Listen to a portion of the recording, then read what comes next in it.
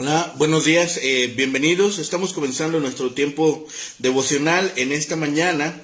El día de hoy estaremos revisando del capítulo 20 del libro del profeta Isaías. Son seis versículos, que componen este capítulo 20 que estaremos leyendo para nuestro tiempo devocional, que hemos titulado La señal del inminente cautiverio. La señal del inminente cautiverio. Vamos a la lectura de nuestra porción en la Nueva Traducción Viviente. Recuerden que es la versión que estamos usando para nuestro tiempo devocional.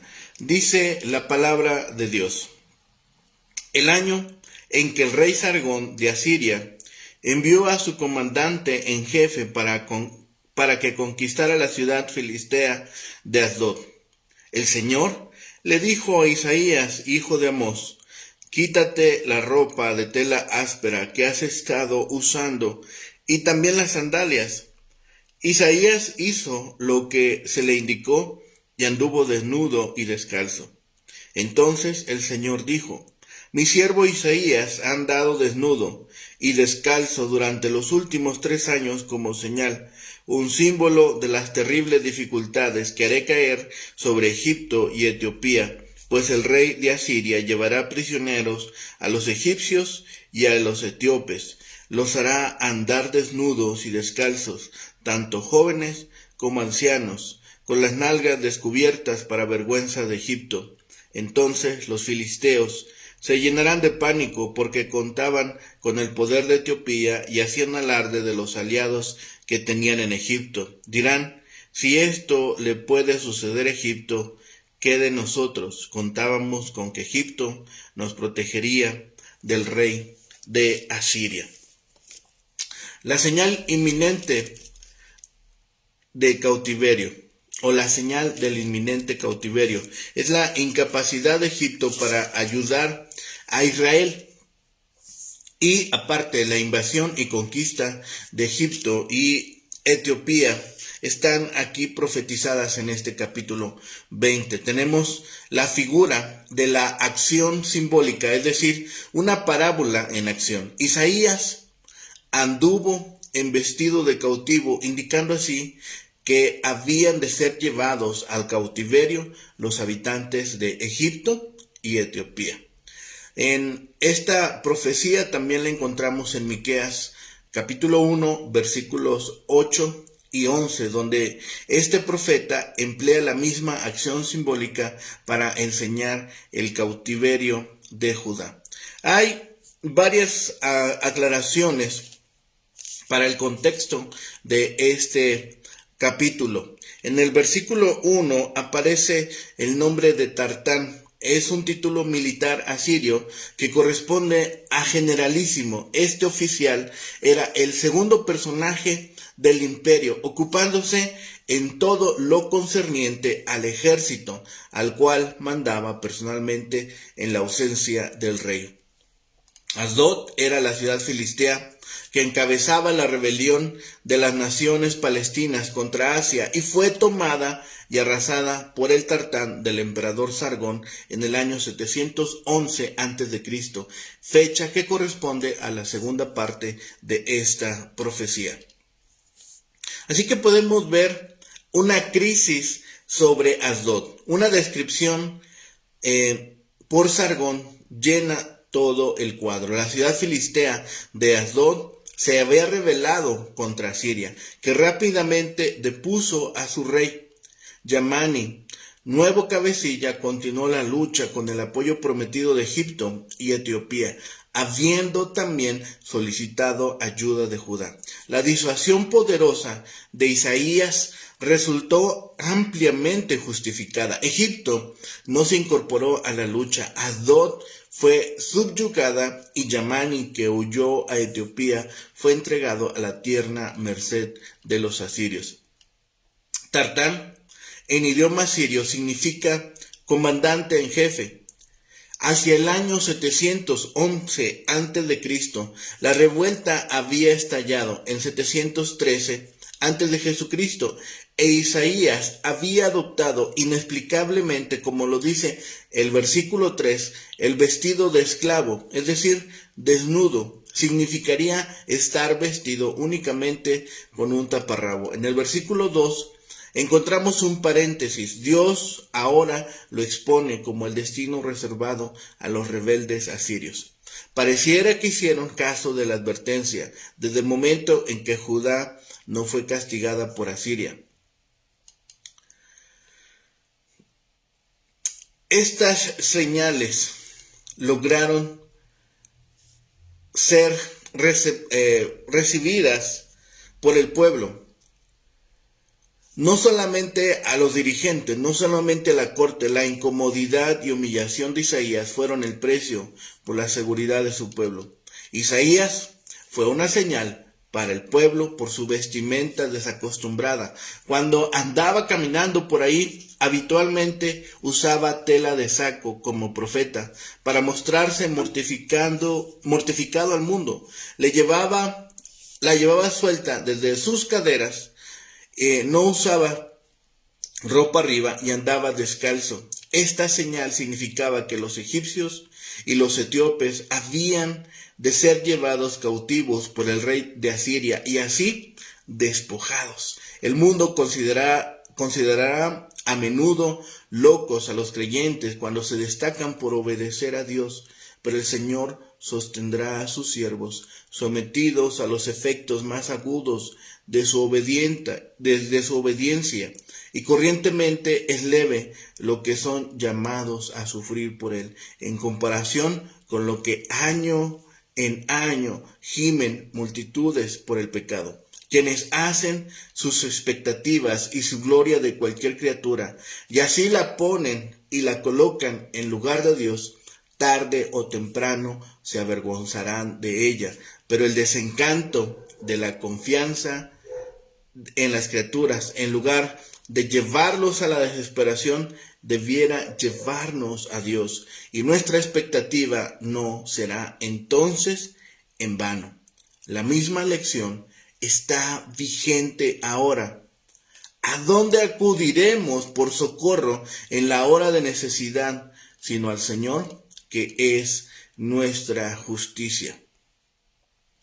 La explicación más adecuada para esta porción es que se trata de una profecía independiente que se refiere a un acontecimiento más inmediato dentro de un lapso de 3 años y fechado dentro del periodo del rey Sargón 721 a 705 antes de Jesucristo.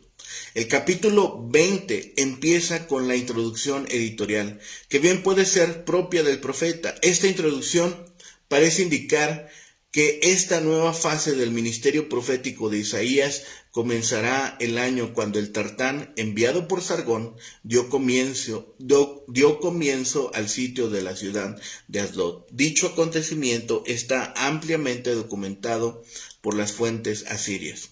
Aquello sucedió después de la toma de Samaria y tras una serie de sublevaciones de las ciudades de los filisteos contra Siria, con el apoyo de sus aliados, los egipcios. Una de estas sublevaciones fue la de Asdod, cuyo rey Asuri hizo una alianza con los pueblos limítrofes. Otra sublevación provocó el envío del ejército asirio al mando del Tartán, fue la del rey Yamán, también de Asdod en el año 711 a.C. Sin embargo, estas campañas solo constituyen confrontaciones de los asirios contra las ciudades fortalezas de la avanzada egipcia, porque esas eran en realidad las ciudades de los filisteos. El propósito del rey de Asiria era conquistar el Egipto mismo. Y al parecer Sargón sí logró penetrar hondo en Egipto hasta los días del faraón Shabaka. Según la lectura de Rawlinson y Opperter, hacen una gran inscripción asiria descubierta en el palacio de Khorsabat. Habría sido en dicha campaña que fue destruida Tebas, una ciudad muy importante en Egipto, como lo atestigua Nahum, capítulo 3, versículos 8 al 10.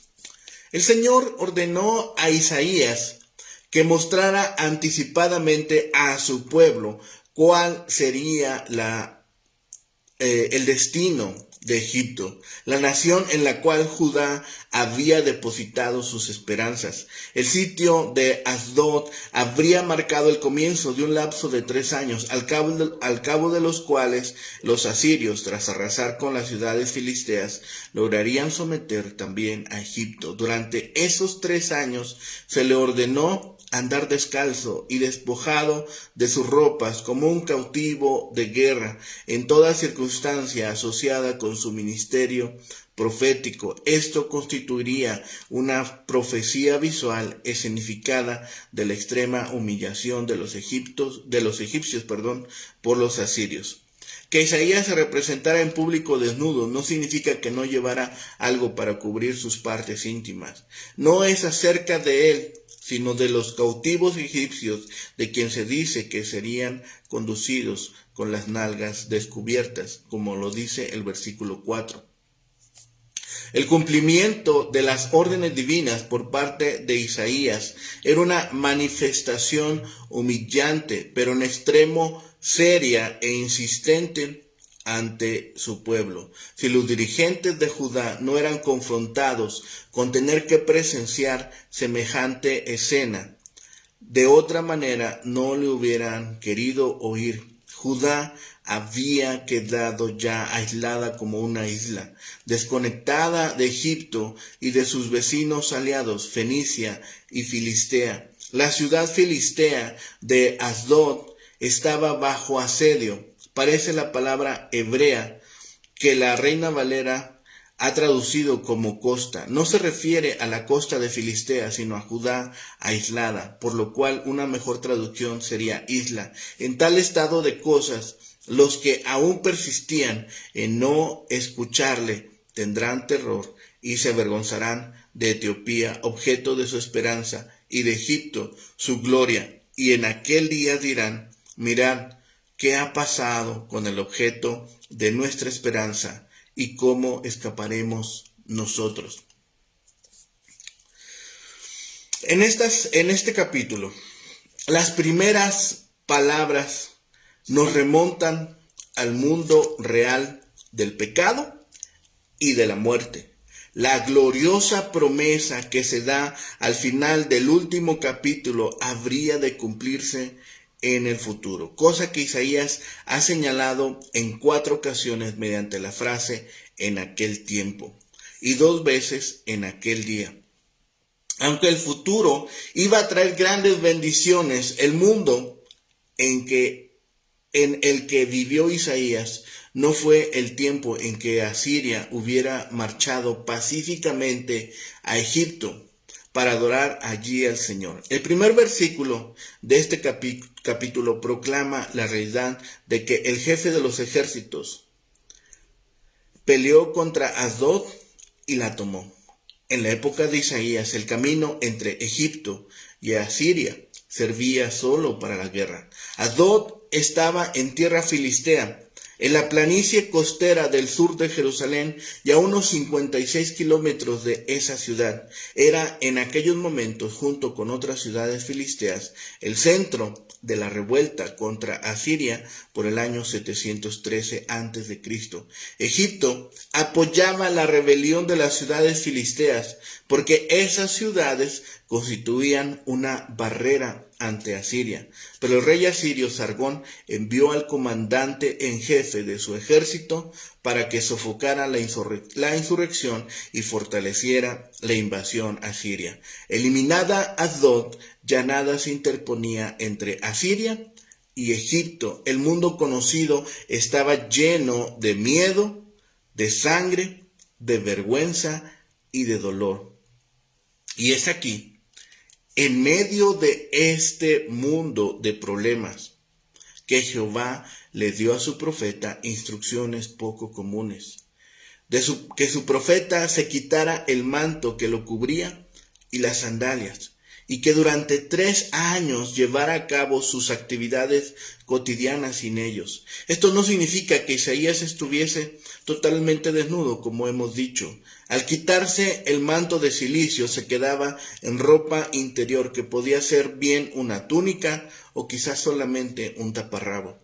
Nadie podía o podría aparecer en público vestido de esa manera, ya que era vergonzoso. Ese atuendo podría ser el de un hombre asaltado o caído en la desgracia. Isaías pudo también haber tenido la apariencia de un limosnero o de un prisionero de guerra. La impresión que el profeta causó entre el pueblo se pudiera comparar a la que causaría cualquiera de nosotros que fuese en ropa interior al trabajo o de compras a una plaza comercial. El profeta Isaías obedeció al Señor. No cuestionó al Señor, a quien nunca es vergonzoso obedecer.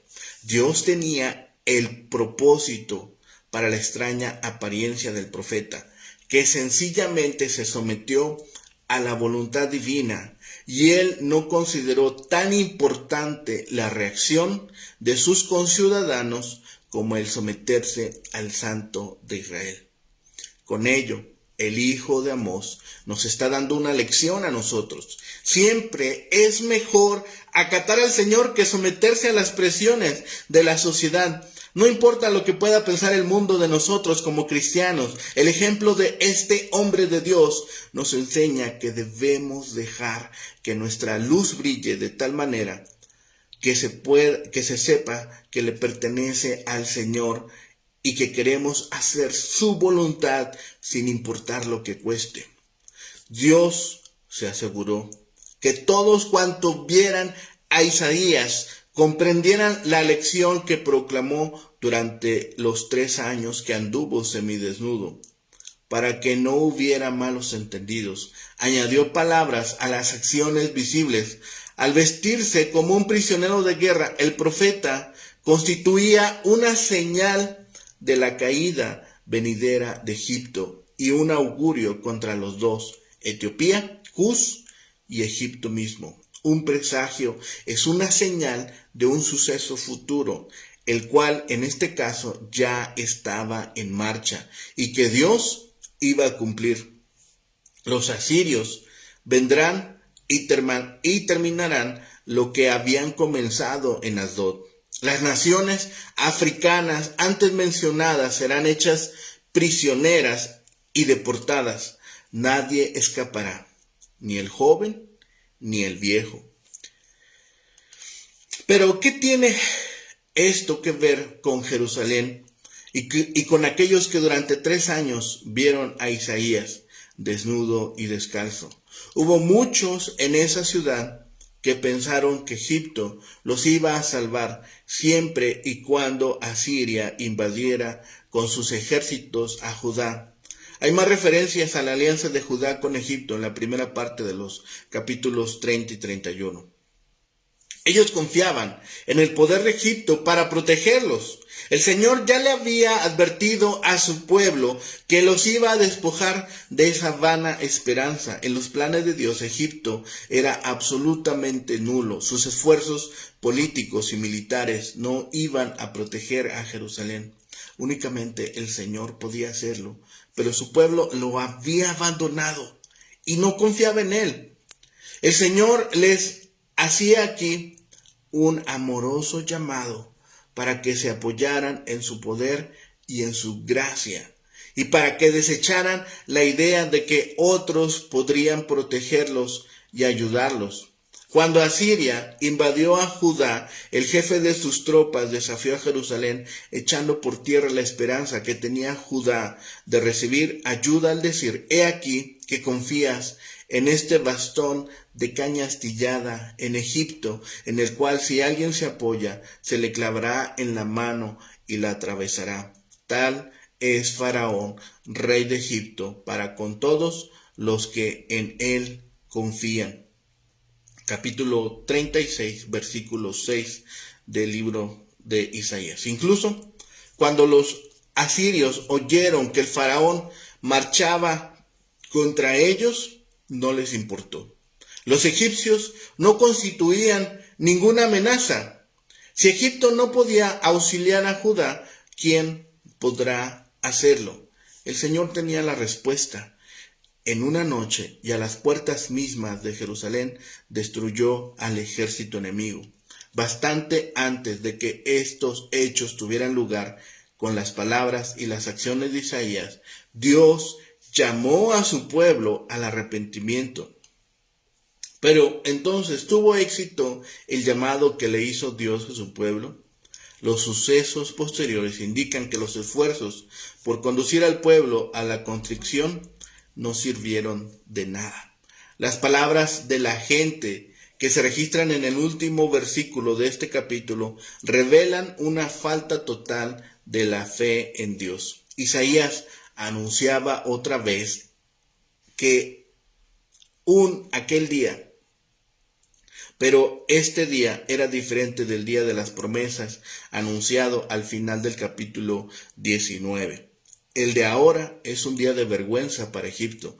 Lo dicho por el profeta revela que el pueblo judío pensaba solo en términos del mundo de la política, del poderío militar y la diplomacia. Las palabras del pueblo dejan al descubierto una gran incredulidad. En ella no se distingue ningún deseo de oración, ni de arrepentimiento o de esperanza en el Señor. El capítulo concluye con una pregunta vacía y abrupta. A ninguno de los pobladores siquiera se le ocurre volverse a Dios, al Señor, en busca de ayuda. Para ellos, Jehová se había vuelto incapaz e inútil. Quizás no fuera más que un concepto insustancial reservado para sus sábados. Sus alianzas políticas podían ofrecerles ayuda práctica y real en sus temores y problemas. No veían nada que fuese más allá del mundo en que vivían. En muchos sentidos,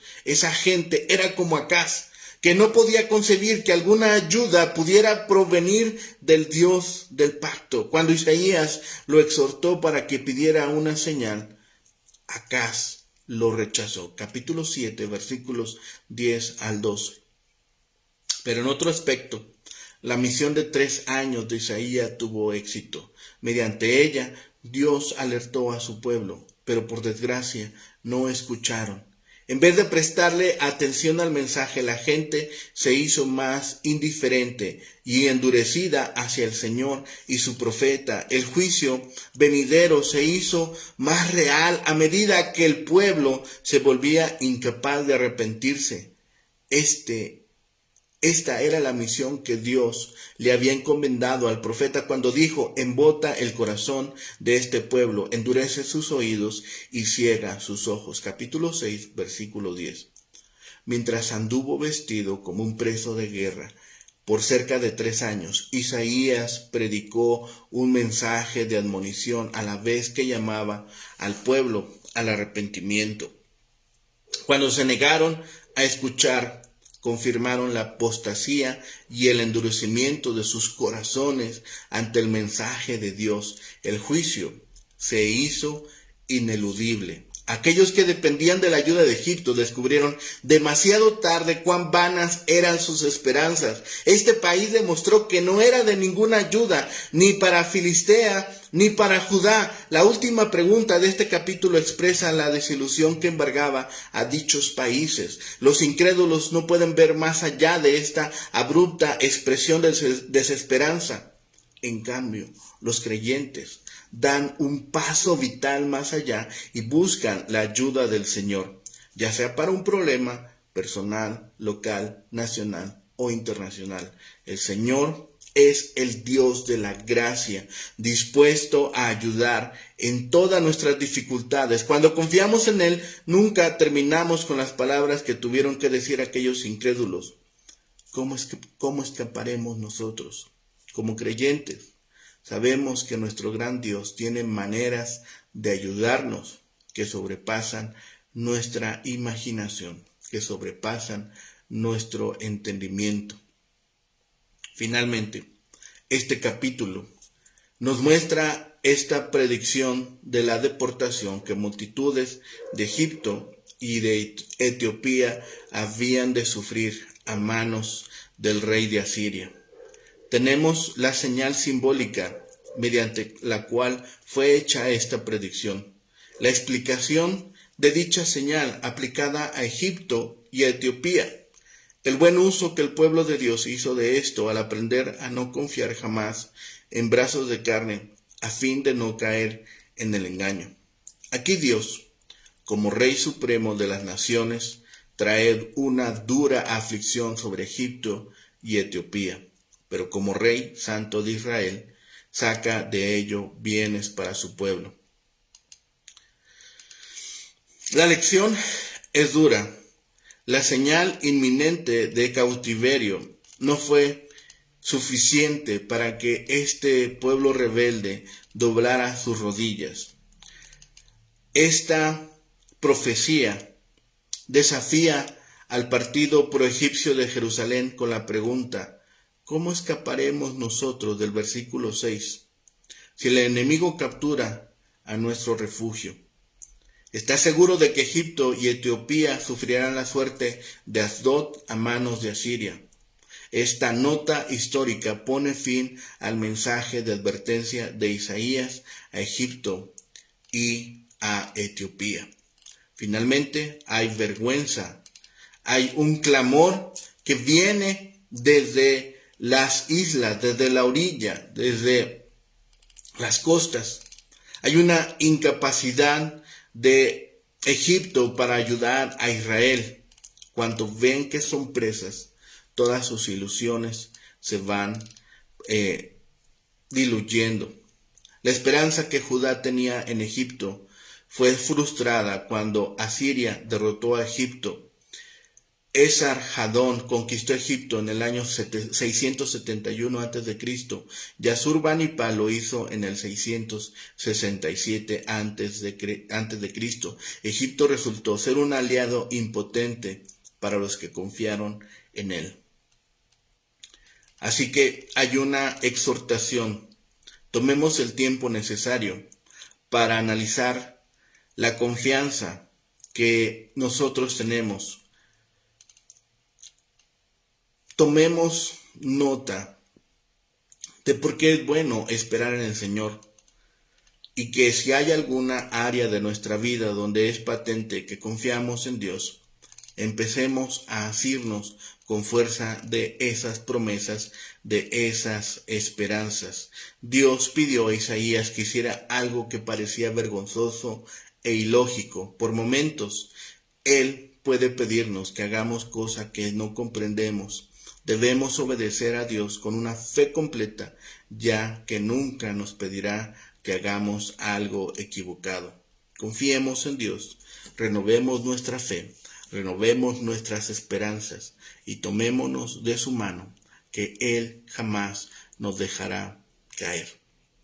Oremos por todas las naciones, por todos los pueblos, para que la confianza en Dios sea renovada día con día y que nuestra esperanza esté fortalecida. Oremos. Bendito Padre y Señor, gracias te damos en este día, Señor, porque tu poder, porque tu fuerza, porque tu soberanía, Señor, la vemos reflejada, Señor, en todas las cosas que tú ordenas y demandas. Padre bendito, Señor, gracias porque también en tu misericordia podemos observar que día tras día sigues obrando en el corazón de hombres, mujeres y niños, Señor, para que ellos vuelvan su rostro hacia la única fuente de esperanza que eres tú, bendito Padre bendito.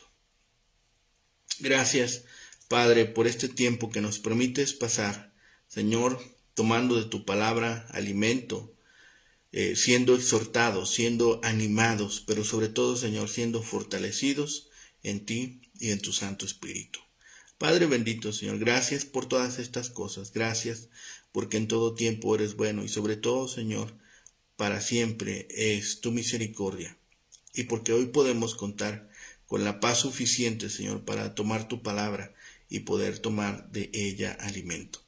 Padre bendito, Señor, te rogamos por las naciones, por los pueblos, por cada individuo que las conforma, Señor, para que tú sigas obrando en sus corazones, en sus mentes y en su espíritu, Señor, y lleguen al conocimiento del don perfecto en Cristo Jesús y puedan recibir vida eterna y perdón de sus pecados.